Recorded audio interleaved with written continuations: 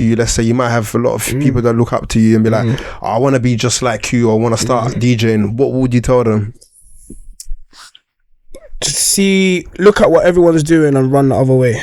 Run the other way. Do you know what it is though? UK produce some of the best DJs in the world, bro. Yeah, because the crowds are tough. So if you're good here, you have to be good. You got 65-year-olds jumping on tables in hotel lobbies, having the time of their life. If you wanna talk, then come do the walk. Step on a couch with Ibs. Bro, this ain't no shits and gigs. It's a level above where the members sit. Got things on your mind, get rid of that quick. It's IBRA'S club, we don't need no kit. 21 questions, answer this. Is your eyes on the prize? If it is, don't miss. IBRA'S club. Yes, guys, welcome back again with a brand new episode of IBRA'S Club. Listen, yes, new week, new episode. I told you guys, now I'm consistent, man. I'm trying to do my thing, man. But talking about today, the guest that we have today, you probably seen him like this summer, man, in your box back, in your barbecue, grandma's barbecue, everywhere, probably seen him. But I got a big guest here with me, so without further ado, listen, my bro, introduce yourself. Hello, I'm MASTAQUE. I'm a DJ from London. Yeah, man, I'm on the IBRA'S Club. Love for having me, bro. Listen, today is a good episode today, man. Yeah, It's a good episode, man. Yeah, man. So the first thing I always ask is, obviously for people that don't know you, just explain a bit what you do, and then just let them know who's DJ Q. So I'm MASTAQUE. I would say I'm a creative entrepreneur, man. A DJ first. I just like making things. I like creating, and I found a way to get my creativity to allow me to travel the world, playing music to people. Yeah, man, that's me, bro. Jeez, that was so deep. You see, guys, I hope you guys took that in, you know. Damn. Yeah, man. So obviously we're coming at the back of the summer now. Tell us a bit more, like what you been up to this summer, what were the plans and stuff. Yeah, man. So I've been touring pretty much since the start of the year, and then summer just got a little bit more intense. Nice. I've been playing across the world, man. Like playing a range of different things, parties, festivals, weddings, you name it. Literally. He's been there, literally. You got married, he was there. You was at Box, he was there. Everywhere he was just there, man. Yeah, literally, man. So yeah, that's what I've been up to this summer. Just been back to back, catching a lot of flights. Meeting a lot of people. Soundtracking a lot of love. You know what I'm saying? Like even the dream. Yeah, man. It's been good, man. It's been busy, and now we're just getting ready for the end of the year. Nice, man. You know, for any usually guests that I have here, I like to kind of like bring it back to where actually, how did you even get to this stage, and like what was the start of it? Like, how did you even thinking about DJing, and then obviously being in the place that you're here now? My uncle was a DJ. Damn. Yeah, my uncle's a DJ. Wow. Shout out DJ Decker, man. DJ, shout out. Listen, tell him. Shout out DJ Decker. Yeah. Do you know what? It started on a summer holiday. I was at my cousin Shaq's house, and my uncle put a virtual DJ onto the home computer at that time, and it was in Shaq's bedroom, and it was me, Shaq, my cousin T, and between playing like FIFA, it would be like going between FIFA and the computer, trying to figure out how to mix songs in it, because luckily Shaq had music on his computer. Right. So yeah, I just spent the day. We just spent the day trying to figure out how to make two songs mixed together in it, and then I figured out how to do it by the end of the day. And then I must have been about 14, 15. So they figured out how to make two songs mix, and then the next thing was like, right, how do I get this on my own computer? Wow. Yeah, so then I got virtual DJ somehow on my laptop at the time. And then from having it on my laptop, I just practice, like figuring out how to mix songs on the laptop. Bare DJs have the vinyl story, and that's not my story, bro. That's not my story. Like it was a thing of like, figuring out how to mix on the laptop, and then a lot of my brethren started turning 16. So all of them were starting to have parties. So I was like, alright, cool. Like, let me find a way to figure out how to DJ at their parties. And so, yeah, I just started going around. And they trusted you. Yeah, they trusted me, man. You know what? Shout out my cousin Eva as well, because it was probably her, I don't know what birthday. It was either her late 20s or her 30th birthday, but she allowed me to play music to her group of friends and family. Nice. So I must have been 16, and everyone in the room's like 28, 29, I don't know, something like that. And yeah, she just trusted me to play music to them. That was my first actual gig. Yeah, wow. family settings. And then started playing for all my brethren, started playing all of the family functions. And then when I weren't using my laptop, if I was going to an event with my brethrens, I would have my phone, and there was this app called DJ2. DJ2, yeah. You guys know it? There was this app on my, so I had it on my phone called DJ2, and anytime there was an opportunity to like DJ on my phone, if I didn't have my laptop, I would just take the opportunity, just plug in that AUX code. And then, yeah, man, I remember this distinctly. My church that I grew up in, they got a new set of speakers, innit? Okay. So I just asked my pastor, I was like, yo, let me get these 2 speakers, innit? And no way. Yeah, so I took the two, and these speakers were beat down. Easy. So I took the 2 speakers, and I took the mixer. It was like the same size as my torso at that time. Wow. And me and my brethren would just go from Sweet 16 to Sweet 16 with these 2 speakers to the speakers popped, and just DJ for all my friends' birthdays, and then it started to get around in the ends that I was able to like DJ and that. So it went from people in my school to people in the neighbouring school. I was DJing for their birthdays. Is that how good he was? Yeah, I was getting grabbing names. Bro, I was hustling, man. Like I was hustling. Really? Like I just used what I had, innit? Like my laptop, it got to a point where it's beat down. I was keeping it together with tape, but we made it work. And you know, like really and truly, I've had a lot of help. Like people will talk about you like doing stuff on your own, but really and truly, like when I think about it, I've had a lot of help from obviously my family giving me opportunities to play at family parties, to my friends giving me opportunities to play at their birthdays, to my brethren who were helping me carry my speakers and my mixer from like spot to spot, you know what I mean? And then from there, obviously gradually turned 18, so I was doing that for a while, turned 18, and then it was figuring out how to like play in Shoreditch, because naturally man starts partying and that now. Going to Watford, Oceana, figuring out how can I play there. I never actually ended up playing in Oceana, fun enough, but that was one of the things. Men that got in there. Yeah. Love that place. Yeah, Oceana was a spot, man. Watford, and then, but for me it was like, how do I get to play in Shoreditch? Because them times there was like Ace Hotel. That's a hot spot. Yeah, there was Shelter. There was this group called SPG, and they owned a lot of the venues in Shoreditch. So like there would be days where I'm obviously at uni, innit? So there'd be days where I got like a little bit of a free day. I'll just go to venues in Shoreditch and just ask questions like, how can I play here? How can I? Do you know what I'm saying? And then try and meet people, because I think it was interesting at that time. Like I was from West London, and I feel like, yeah, man, I just had to go and knock on doors because it felt so far away. Yeah. Like Shoreditch and like culture felt a little bit further away from man, so I had to go and pursue it in a way. So yeah, man, I just banged down doors until like someone gave me an opportunity. And you know what? Shout out Cottons, which is now called My Petite Jamaica, I think. My Petite. I think I heard of it, man. They gave me my first ever residency. So yeah, I was DJing in there every Friday. And then I started to see, yo, man, can make a little change. I understood that I could do it when I was 16, whereas like you was doing this when you was 16? Yeah, man. Yeah. I was doing it for free for time, like just playing the family parties, playing at a brethren's party. And then when I started to realise, like, yo, like, someone just asked me like, how much do you charge? Them times that you don't know what. Yeah, especially 16. And then I just threw a number out. And someone's like, alright, cool. I was like, okay, say less. How much was it? I think the first ever paid gig that like I got from a Sweet 16, because obviously parents are paying, so I think it was like a $1.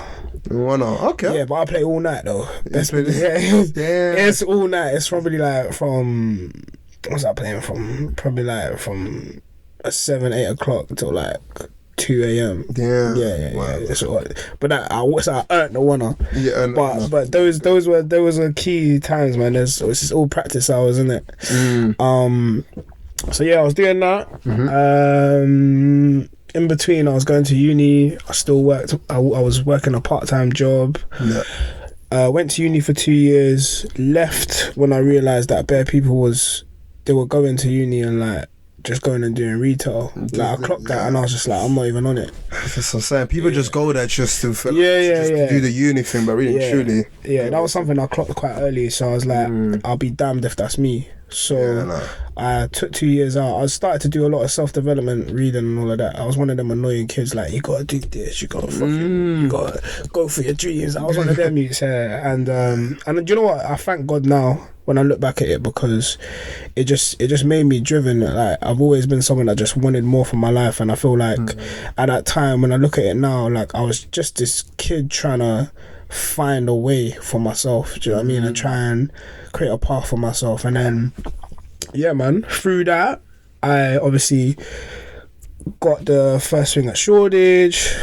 I had my part-time job. I think I was working at the gym at the time, and then I started working at Burberry. No, I was an estate agent. I became an estate agent. I left uni, became an estate agent because I wanted to learn about property.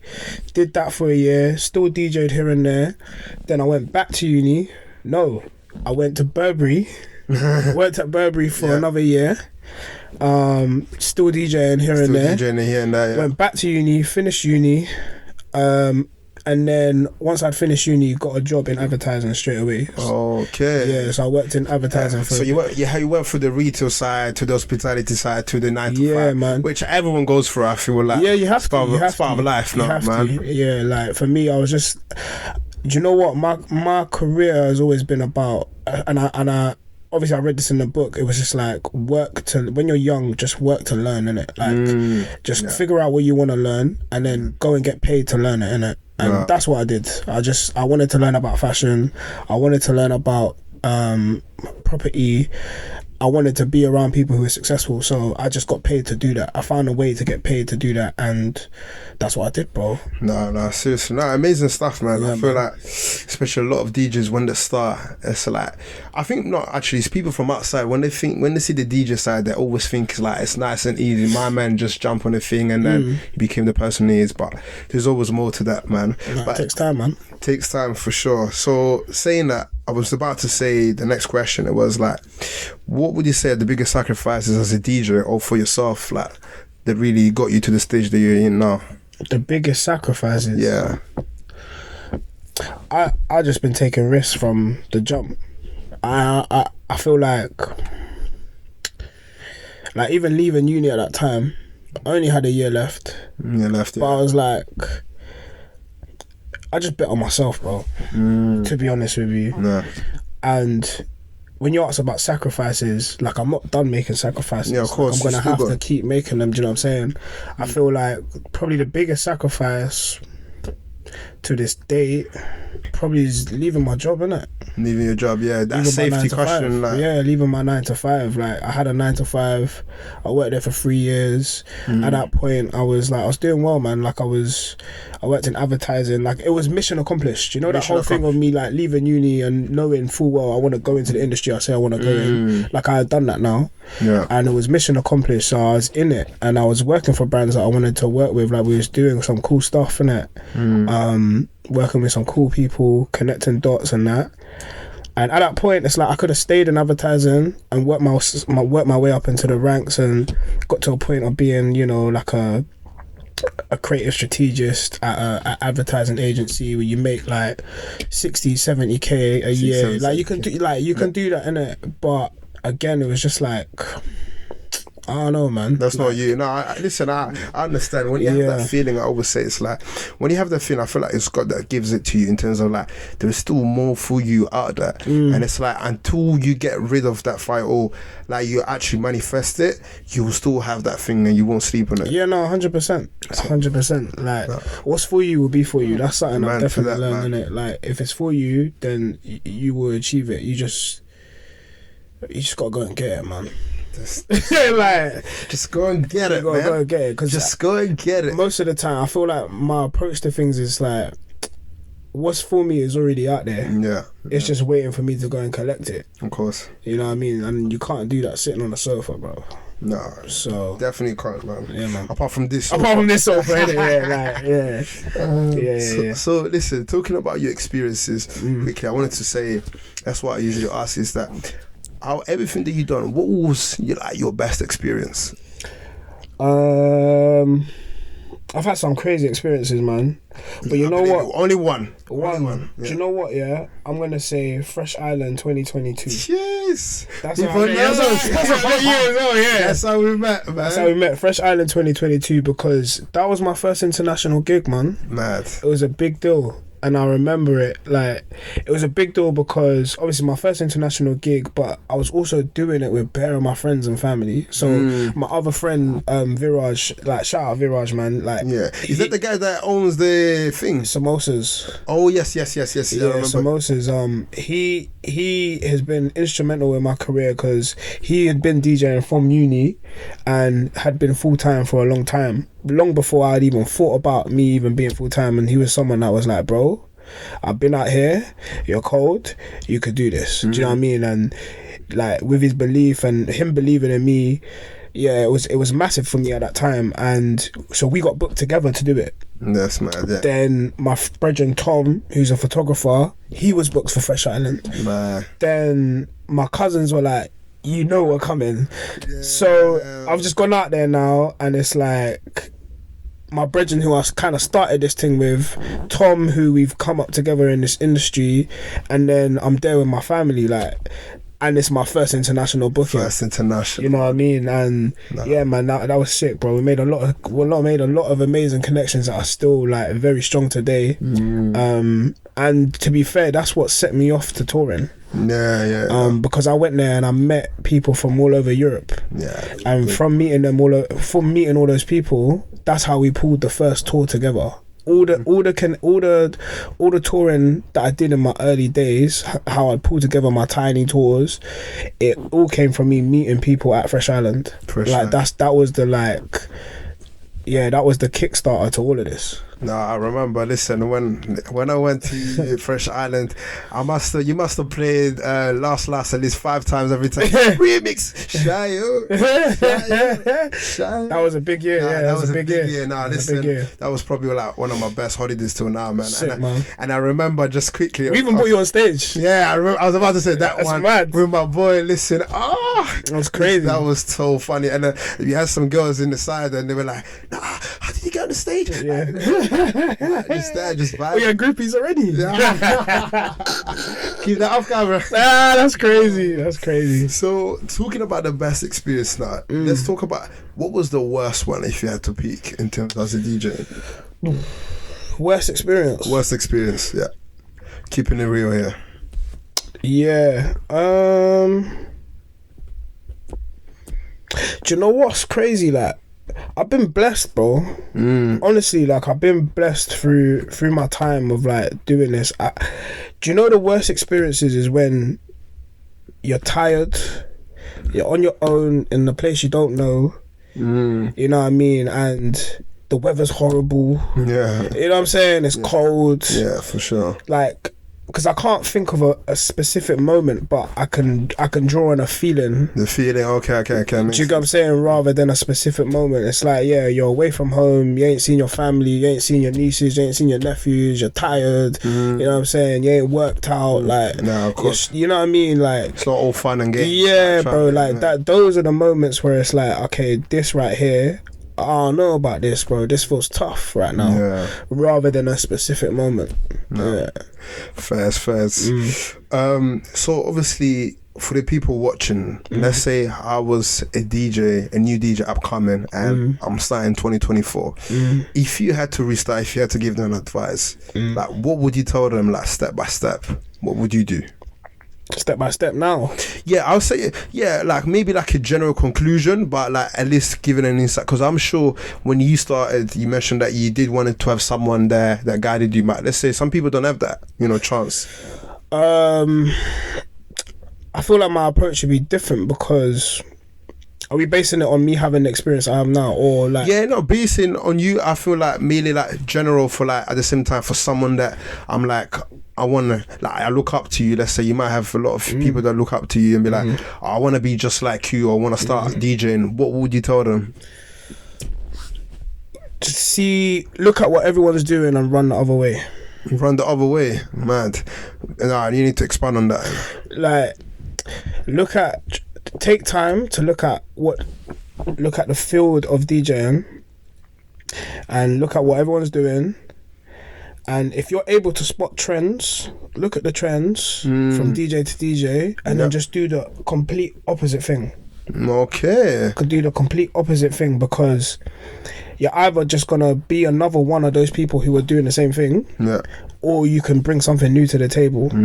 But you can only do new things when you understand what's the full picture. So when people are trying to rush through stuff, like even me, I was like this too. Like, you go through stuff, you're trying to rush through it, you're trying to do stuff, but because you see things happening and you don't want to you get this feeling of, I don't want to get left behind. But the reality is, it's like you can be one of many or one of one.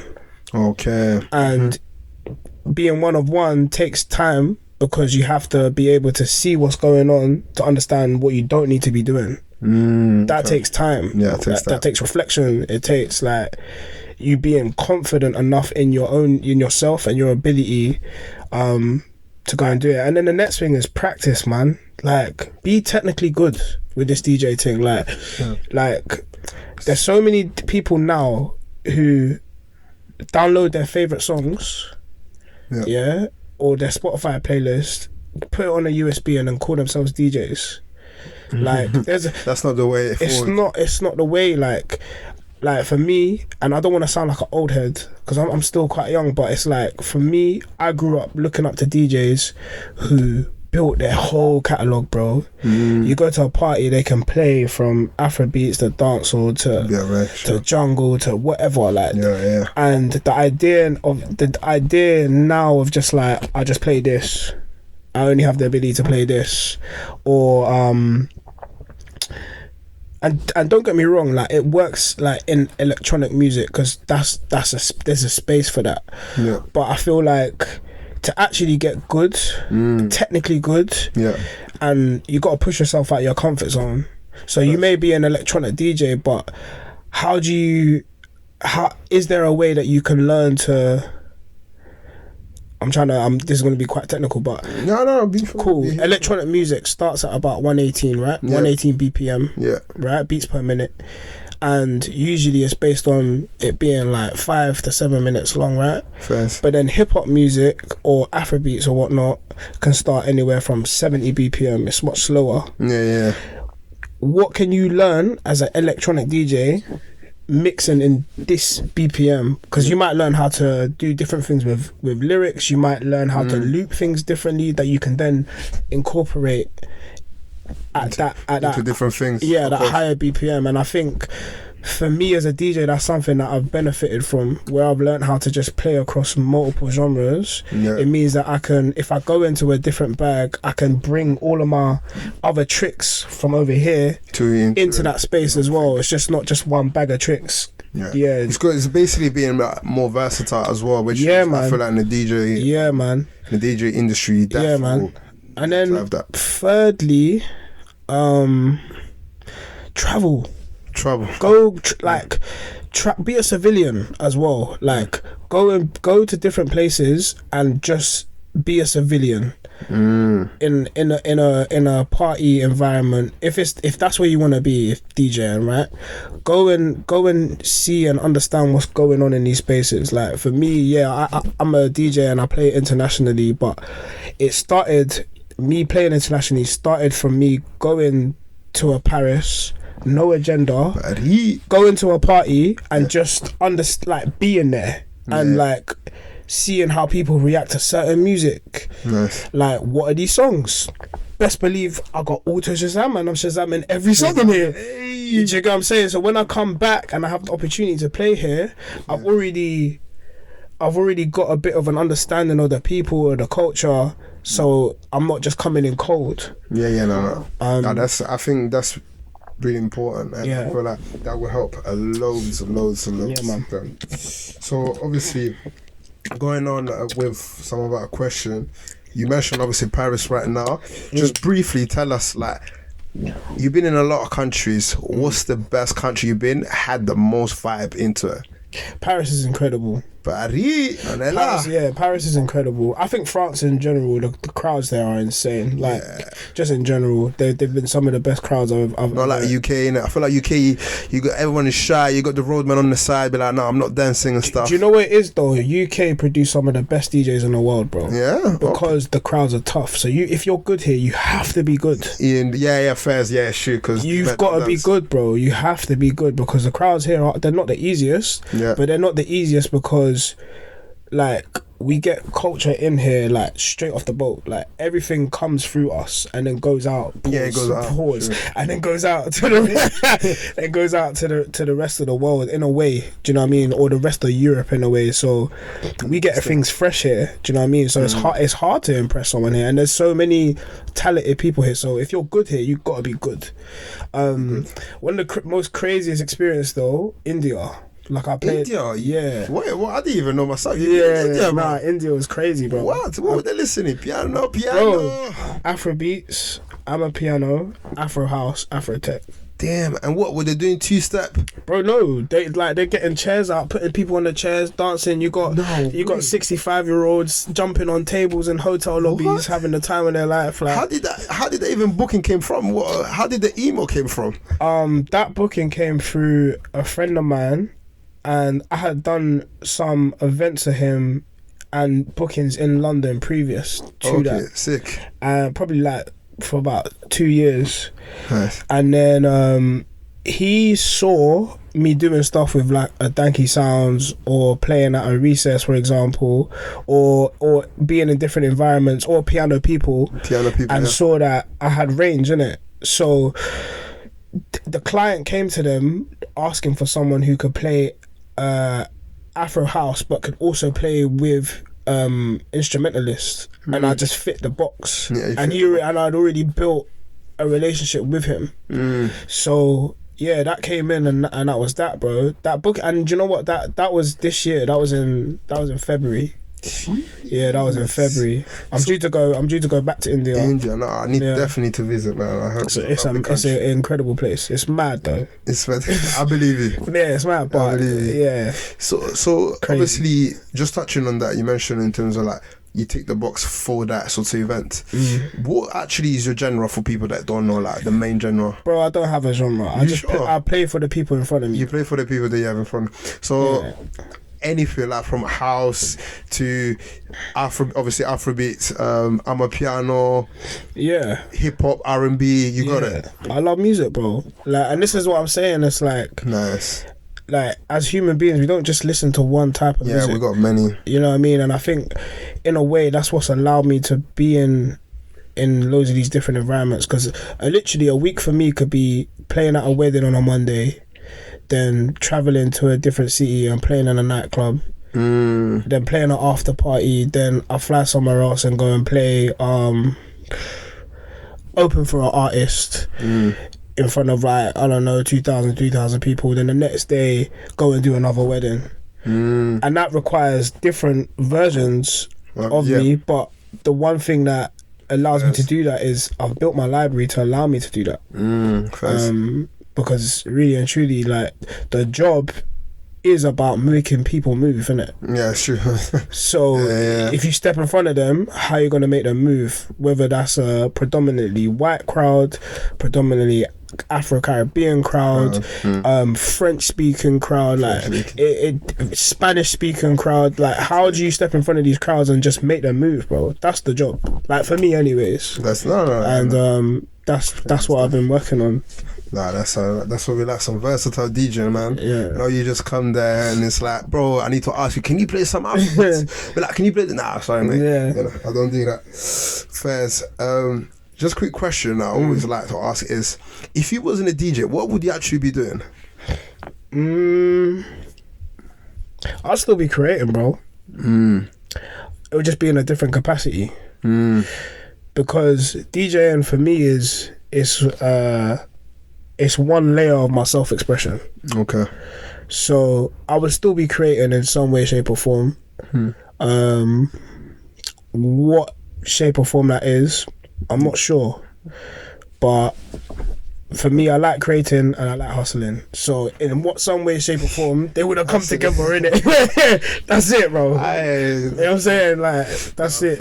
Yeah, man. No, I like that. So as a DJ, obviously you've been in a lot of places, as I mentioned again, traveled all over the place. What's actually your favorite booking? Is it like from nightclubs, day parties, or just travel? That's a good question. You know? Do you know what? Yeah, I talked to my manager about this the other day. Yeah. There's some bookings that I get. Yeah, like I played in Ghent in Belgium. It's this tiny town. Yeah. That no one's gonna just go out their way to visit. Yeah. Yeah.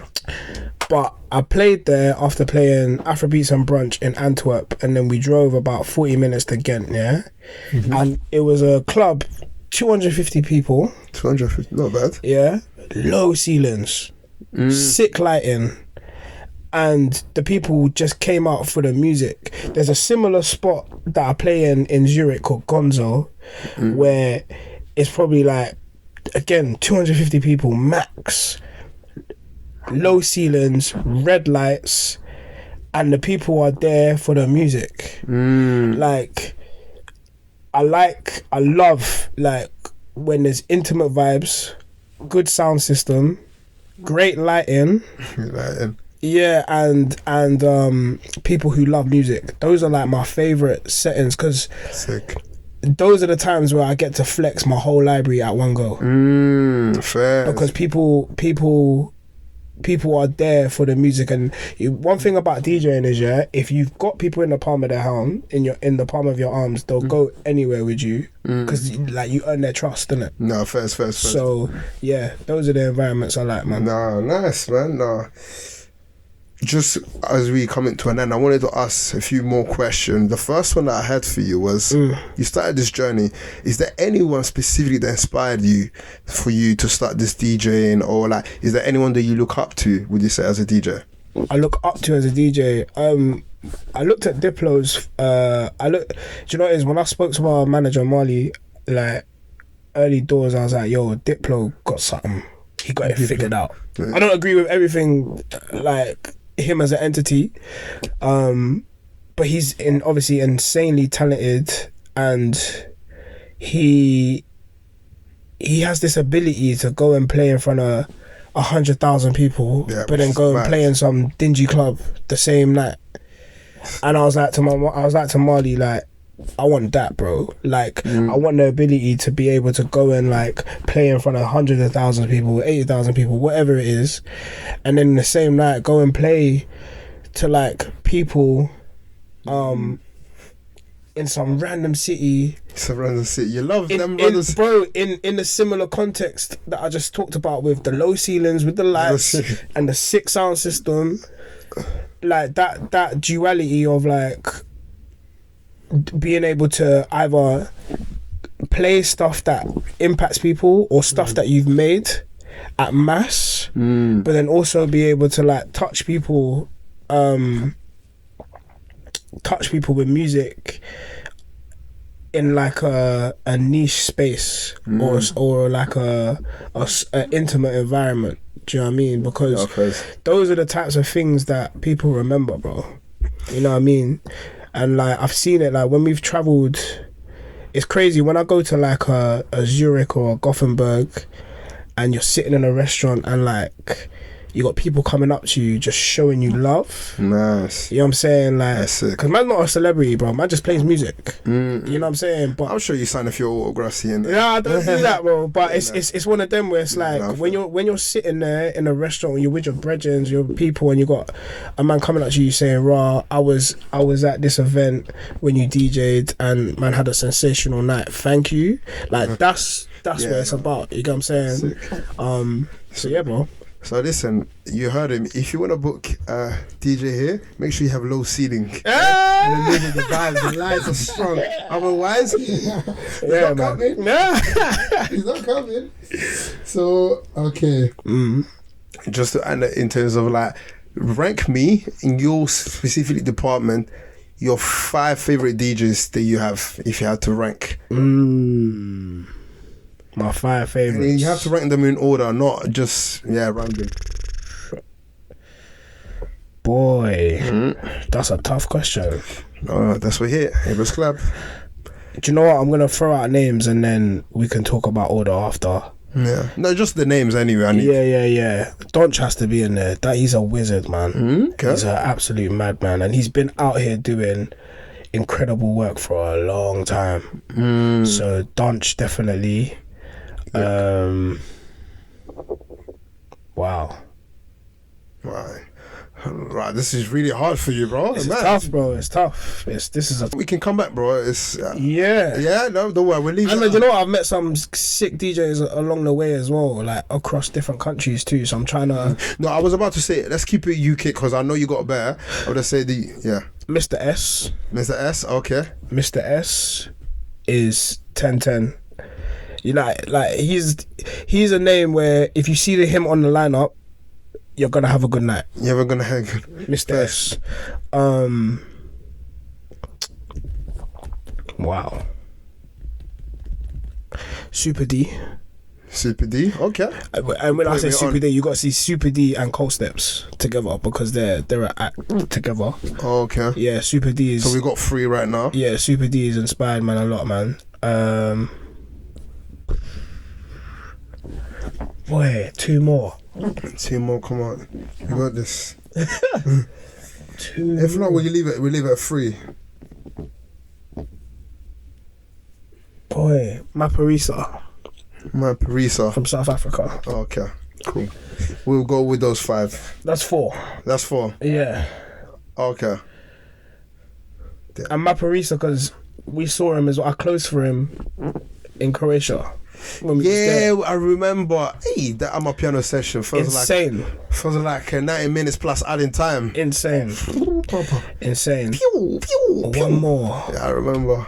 Who have I said? Donch, Mr. S, Super D, Maparisa. Hey, last spot.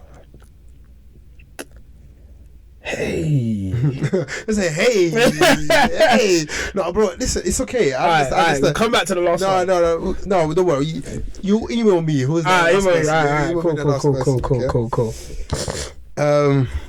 Last question that I had. So, Yes, no, two more questions. The first one was actually from, I call it a fan, but basically what I started doing, I actually get questions from people that kind of know you or like into the DJing space. Oh, serious? And then, and I asked them sorts of back. So the question that was the one that popped up the most was like, why do DJs always play music but you never see them dance?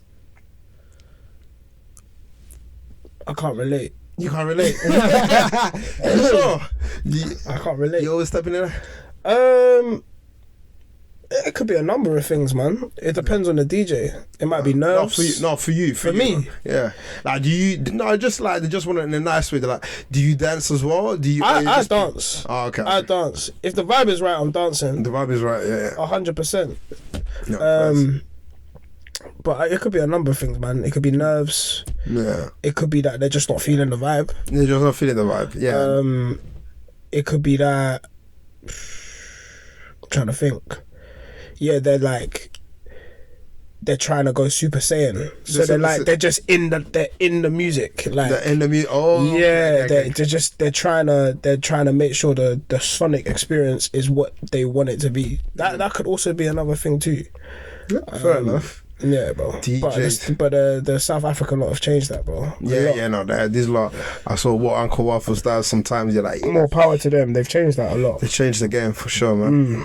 But yeah, we're coming to a conclusion. So listen, what's your plan for the future? What has DJ Q to offer? Anything else that you want to leave to people that follows you? Just more touring, Amazing. more seeing the world, Nice. more learning. Nice. More music. Nice. And what do I want to say to the people? I don't know, man. The signature. I just follow the journey, man. Follow the journey. Do you know what I mean? Like, and big up everyone who's already been a part of this journey, Nice. who's supported, man, who's shared something, who's prayed with me, who's prayed for me. Wow.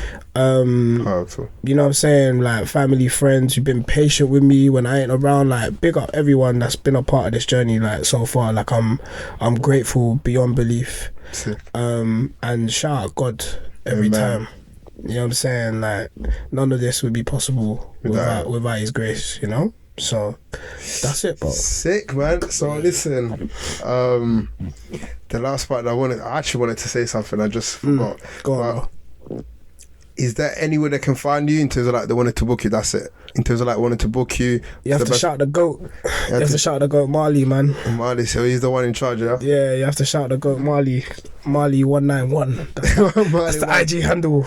Marley. Or hit the emails, man. bookings@masterq.com. Fair enough. So listen, that was myself. So you know what to do. Like, share, and subscribe. Boom. Listen, thank you so much for everyone. Another week, another episode. Stay tuned. Many creators on the platform. And thank you, man. Keep up with the journey, as you said. And I'm out.